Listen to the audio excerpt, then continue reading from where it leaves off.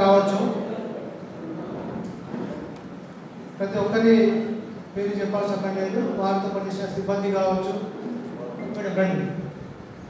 మాదారి శ్రీదేవి గారు, మాజీ జెడ్పీటీసీ మీనవర్ గారు.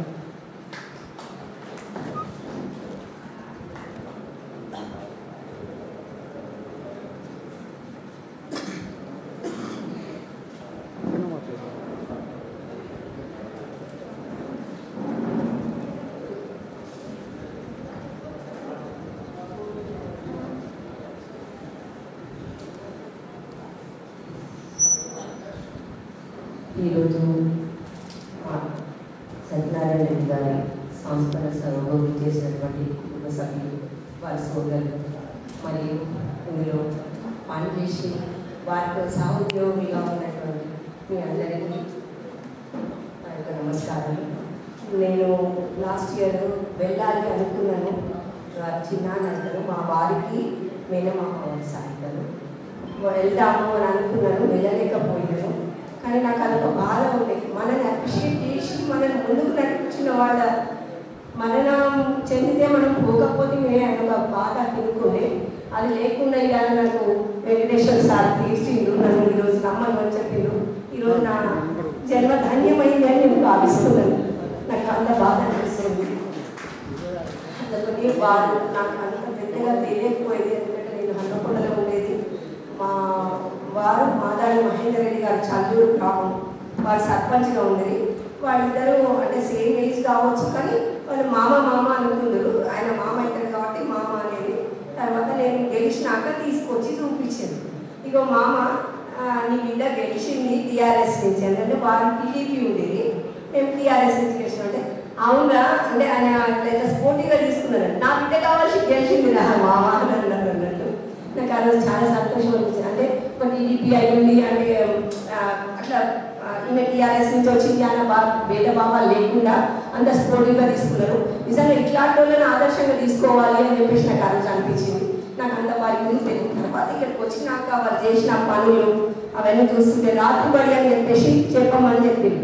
చెప్తే నేను ఒకరోజు హన్మకొండ నుంచి వచ్చి అప్ అండ్ డౌన్ చేసి వెళ్ళి నేను ఒకరోజు ఆ రోజు నేను మహిళలను కూర్చోబెట్టుకొని ఈ రాత్రి బడి చదివిస్తున్నాను. ఆ రోజు వారు అనుకోకుండా విజిట్ చేసి, నేను అనుకోకుండా, నిజం చెప్పాలి, నేను రోజు వెళ్ళకపోయేదాన్ని. జరుగుతుంది కదా, నేను వచ్చినా వారు వచ్చిండు యాక్సిడెంటల్గా. అబ్బా అమ్మ, ఇంకా రాత్రిపూట వచ్చి నువ్వు రాత్రి బడిలో ఆర్గనైజ్ చూసుకున్నావా ఆర్గనైజేషన్ అని అన్నారు. అని అంటే అవును, ఈరోజు వచ్చిన బాబు అని చెప్పేసి చెప్పడం జరిగింది. అప్పుడు వారు ఏమన్నారంటే నన్ను, అమ్మ నువ్వు ఎంత కష్టపడితేనో ఇక్కడికి రాగలిగినావు, అంటే బయట ఎక్కువ రాకపోతే, అంటే వారే సర్పంచ్ కాబట్టి వారే జడ్పీటీసీ ఐదుగురు కావచ్చు, రిజర్వేషన్ మూలంగా నేను రావాల్సి వచ్చింది. ఇంత దూరం వచ్చినావు కదమ్మా అని చెప్పేసి అన్నారు. అన్నాక తను పరోపదించారు మా వారు. తర్వాత మళ్ళీ ఒకసారి కలిసినప్పుడు అన్నారు, అమ్మాయి ఇంత దూరం వచ్చినావు కదా, నువ్వు ఎంత కష్టపడ్డానో ఇలా నిలబడగలిగినావు, ఈ నిలుపు ఇట్లనే నిలుపుకో, నువ్వు ఇట్లనే ఉండి మళ్ళీ ఇదే రాజకీయాలలో ఉండాలా అని చెప్పేసి వారు రోజు ఆశీర్వదించారు. వారు అన్నందుకే నేను 2004లో నామినేషన్ కూడా వేయడం జరిగింది ఎమ్మెల్యేగా టీఆర్ఎస్ నుంచి. కానీ అదంతా అట్లా అయింది.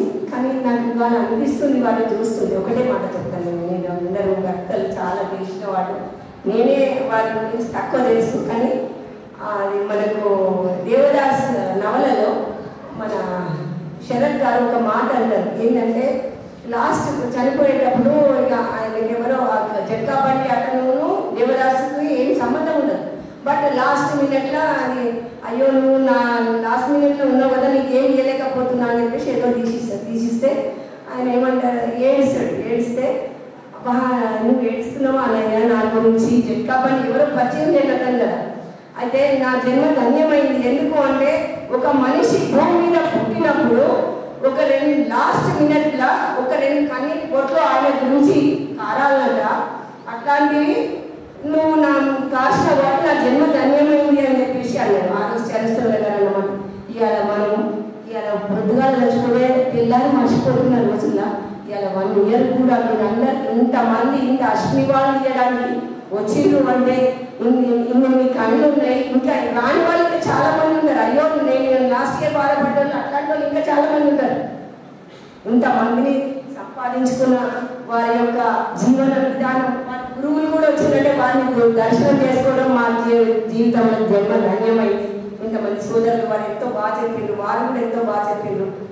ఆ జనార్దన్ రెడ్డి పాపం నేను చూడలేదు, అంటే వారి రాజకీయం మనకు అంత అప్పుడు నేను రాలేదు కాబట్టి, కానీ వారు చెప్తుండే నిజంగా ఒక ఆదర్శవంతమైన ఎమ్మెల్యే అంటే వారు అట్లా చేయాలి పని, ఏదో మనం వచ్చినమా గెలిచినమా అయిపోయిందా అన్నది కాకుండా అట్లా మీ అందరి హృదయాలలో నిలిచిపోయి ఉన్నారు ఆ జనార్దన్ రెడ్డి గారు.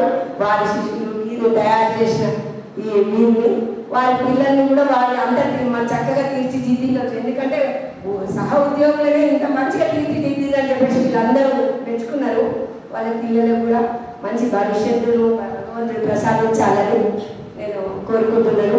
ఫస్ట్ టైం నాకు సత్యనారాయణ రెడ్డి గారిని చూడాలని ఏమనిపించిందంటే, ఈయన నడిచే నారాయణగా ఇంత బొట్టు పెట్టుకొని ఒక ప్యాంటు షర్ట్ వేసుకున్న నారాయణను నరసింహనారాయణ అని చెప్పడం జరిగింది. మళ్ళీ మీకు ఇప్పుడు అదే చెప్తున్నాను, వాళ్ళ పరమపరం వెళ్ళింది, వాళ్ళ ఆత్మశాంతి కలగాలని మనం కోరుకునే లెవెల్లో వారి పరంపరంలో ఉన్నారు. మనందరినీ ఇంకా మంచిగా తీర్చిదిద్దడానికి ఇట్లాంటి వాళ్ళని తయారు చేస్తారు అని చెప్పేసి నేను భావిస్తూ ఈ అవకాశాన్ని ఇచ్చిన వెంకటేశ్వర సారికి మీ అందరికీ